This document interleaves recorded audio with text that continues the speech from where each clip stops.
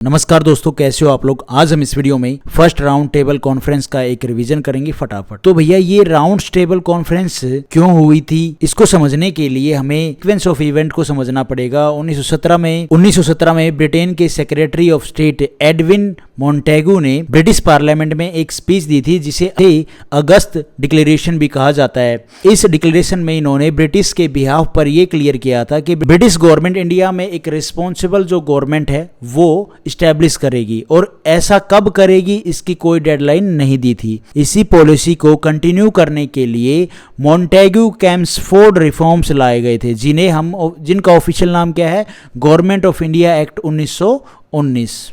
अगस्त declaration, responsible government की demand. 1927 में commission बनाया गया। उससे पहले देखते हैं भैया क्या ये जो एक्ट था गवर्नमेंट ऑफ इंडिया एक्ट 1919, इस एक्ट में काफ़ी सारे कॉन्स्टिट्यूशनल रिफॉर्म्स किए गए थे ताकि ब्रिटिश एडमिनिस्ट्रेशन में इंडियंस का जो पार्टिसिपेशन है उसको बढ़ाया जा सके। इसके अलावा गवर्नमेंट ऑफ इंडिया एक्ट 1919 में एक प्रोविज़न ये भी था कि इस एक्ट 10 साल के बाद यानी 1929 तक एक कमीशन बनाया जाएगा जो रिव्यू करेगा गवर्नमेंट ऑफ इंडिया एक्ट 1919 का क्या इम्पैक्ट हुआ, और साथ ही साथ न्यू कॉन्स्टिट्यूशन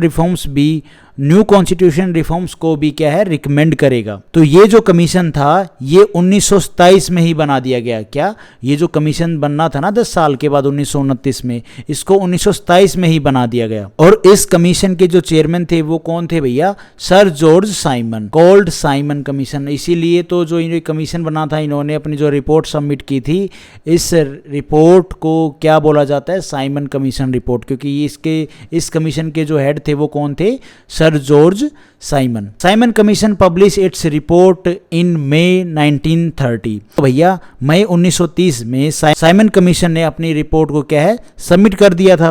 ब्रिटिश गवर्नमेंट चाहती थी कि साइमन कमीशन रिपोर्ट में जो कॉन्स्टिट्यूशनल रिफॉर्म्स रिकमेंड किए गए हैं उन्हें और डिटेल में डिस्कस किया जाए और ये डिसाइड करें कि आने वाले समय में क्या क्या कॉन्स्टिट्यूशनल रिफॉर्म्स इंडिया में लाए जाएंगे। और इसके अलावा आपने लास्ट वीडियो में नेहरू रिपोर्ट के बारे में सुना होगा, जो वो भी उस रिपोर्ट को भी क्या है भैया, साइमन कमीशन की जो रिपोर्ट है उसको भी, इन दोनों रिपोर्ट को सबमिट करके क्या है, जो गवर्नमेंट ऑफ इंडिया एक्ट 1935 जो आएगा ना, उसमें जो प्रोविजंस आएंगे वो इन दोनों से लिए गए हैं। हालांकि जो साइमन कमीशन है वहाँ से ज़्यादा लिए गए हैं जो पॉइंट्स, नेहरू रिपोर्ट से बहुत कम। ये है सीधी सी बात। ये शॉर्ट में पहले वीडियो मैंने आपको बता दिया था। इसी बीच मोहम्मद अली जिन्ना ने जो वायसराय थे लॉर्ड इरविन को सजेस्ट किया कि अच्छा ये रहेगा इन कॉन्फ्रेंस में इंडियंस रिप्रेजेंटेटिव को भी बुलाया जाए ताकि कॉन्स्टिट्यूशनल रिफॉर्म्स को डिस्कस करने के लिए उनके भी जो आइडियाज हैं, उनके भी जो इनपुट्स हैं उनको लिया जा सके। और ब्रिटिश गवर्नमेंट ने जिन्ना की जो ये बात थी इसको एक्सेप्ट कर लिया कि भाई ठीक है, आप कह रहे हो तो जो ये 3 राउंड टेबल कॉन्फ्रेंस होंगी इसमें इंडियंस का भी पार्टिसिपेशन होगा, उनके भी जो पॉइंट्स हैं, उनके भी जो इनपुट हैं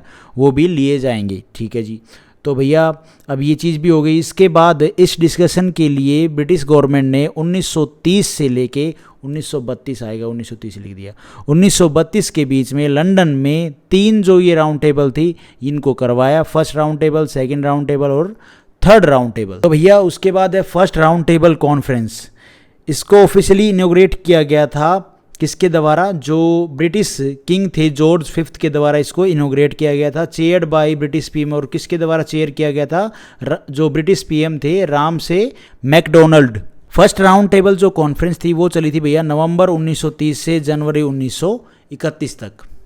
और पार्टिसिपेशन इसमें किस किस ने पार्टिसिपेट किया, तो भैया 16 डेलीगेट्स फ्रॉम ब्रिटिश पार्लियामेंट से 16 डेलीगेट्स थे, 16 delegates from Indian princely state से और 58 delegates from Indian political party से, चाहे वो कितनी भी हो, कौन सी, Muslim league, Hindu Mahasabha, Indian liberal party, Sikh, the untouchable. यहाँ पे फर्स्ट राउंड टेबल कॉन्फ्रेंस में आईएनसी ने पार्टिसिपेट नहीं किया था क्योंकि भैया वो सिविल डिसओबीडियंस मूवमेंट में बिजी थे।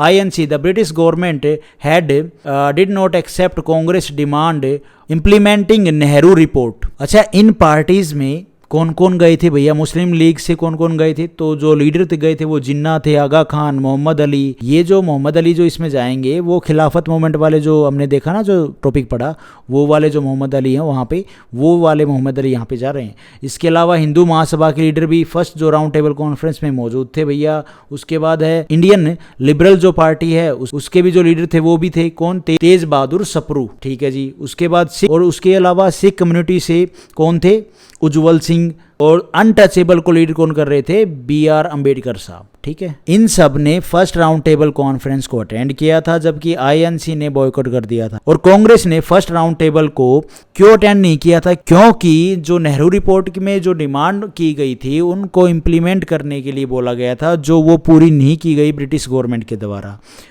जिसके रिस्पॉन्स में INC ने सिविल डिसोबीडेंस मूवमेंट को लॉन्च कर दिया था। तो सीधी सी बात है भैया, वो सारे इंग्लिश लॉ, कौन, ये INC वाले सारे इंग्लिश लॉ इंस्टीट्यूशन को बॉयकॉट कर रहे थे, तो भैया ब्रिटिशर्स के साथ बैठ के वो इंडियन कॉन्स्टिट्यूशन रिफॉर्म्स पर चर्चा कैसे कर सकते थे, तो वो इसलिए उन्होंने इसको ज्वाइन नहीं किया, किसको, फर्स्ट राउंड टेबल कॉन्फ्रेंस को। Britishers INC, British government had did not accept Congress demand of implementing Nehru report.